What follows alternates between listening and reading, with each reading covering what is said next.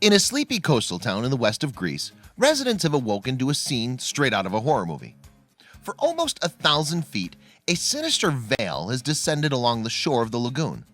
But what's caused this bizarre phenomenon? Is it natural or something from another world?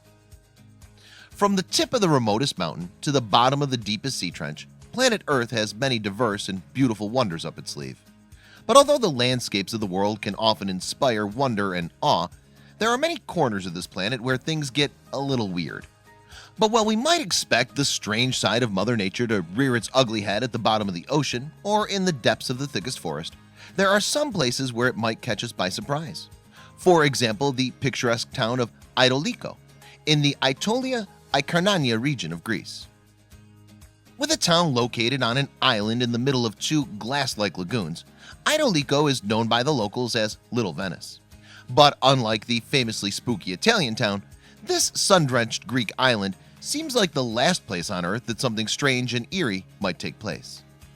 However, in September of 2018, pictures began emerging from the town that told a very different story. Apparently, residents of Aitoliko were being plagued by a singularly bizarre phenomenon. And that strange occurrence was the appearance of thousands of spider webs scattered across the town like misplaced Halloween decorations. In fact, the webs stretched for almost 1,000 feet across the trees and plants that line the lagoon shore. Moreover, they were creeping over moored boats, covering the vessels in a sinister layer of gray silk. And perhaps most terrifying of all were the inhabitants, an invasion of tiny spiders scuttling around their new dominion. For photographer Giannis Giannakopoulos, the strange occurrence represented a unique opportunity to capture the town in a whole new light. It's nature for this area to have insects. No one is especially worried, he said in a September 2018 interview with CNN. But I've never seen any spiderwebs this big in my life. A strange and unprecedented spectacle I saw tonight at Aitoliko, Giannakopoulos wrote underneath a series of photographs of the webs on his Facebook page. Nature has its own rules that, unfortunately, many times we wise people outguess, with the result that consequences are painful, he warned ominously. But what had happened to turn Aitoliko into such a spider's paradise almost overnight? According to Maria Chadzaki, a scientist who specializes in spiders, the blame lies with members of the Tetragnatha genus. This is a type of spider that typically reaches no longer than 0.7 inches in length. Even under normal conditions, apparently, Tetragnatha spiders can spin vast webs that are home to thousands of minuscule creatures. But in 2018 in Aitoliko, the phenomenon seemed to appear on a particularly large scale.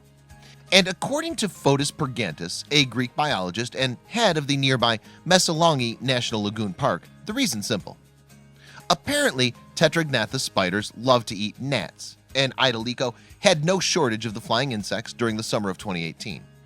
In fact, warmer than average temperatures have combined with the right humidity levels to create a fertile breeding ground for the critters, which are similar to mosquitoes. When these temperatures last long enough, we can see a second, third, and fourth generation of gnats and end up with large amounts of their populations, Pergantis explained. And when the number of gnats zipping around Aitoliko increases, so too does the population of spiders that feed on them. Elsewhere, experts pointed to an increase in the mosquito population as responsible for the boom in Tetragnatha spiders in Aitoliko. Obviously, this results from favorable conditions that have made it possible to create this overpopulation, Chadzaki told the Newsit website in September of 2018. The increase in the population of mosquitoes is certainly not irrelevant to this phenomenon, Chadzaki continued. Meanwhile, she pointed out that similar occurrences have been observed before. This is not the first time that this has happened, she explained. It's a seasonal phenomena that occurs mainly at the end of the summer and early autumn. In fact, Chadzaki pointed out that she had previously observed the giant webs in 2003. This was in the Ilya region, some 100 miles south of Aitoliko. Moreover, she was quick to reassure both residents and visitors to the town that the webs were not dangerous, despite their somewhat spooky appearance. The spiders are taking advantage of these conditions and are having kind of a party, the scientist explained. They mate, reproduce, and provide a whole new generation. These spiders are not dangerous for humans and will not cause any damage to the area's flora. The spiders will have their party and will soon die. Apparently, Pergantis agrees. It's the simple prey-predator phenomenon, he explained. It's the ecosystem's natural reaction, and once the temperatures begin to drop and the gnat populations die out, the spider populations will decrease as well. So just how long can the residents of Idalico expect to be living in a horror movie? At the moment, no one seems able to predict when the town's arachnid residents might vacate the premises. But until they do, Idalico's human population is preparing itself for an influx of visitors keen to see the phenomenon for themselves. And how do those spider watchers know about it? Because Giannakopoulos' photographs went viral online. Meanwhile, some observers have pointed out that this isn't the first time huge spider webs have made the news. In fact, in 2011, a photograph captured in Pakistan showed trees encased in a vast network of the structures as millions of arachnids sought safety from extreme flooding.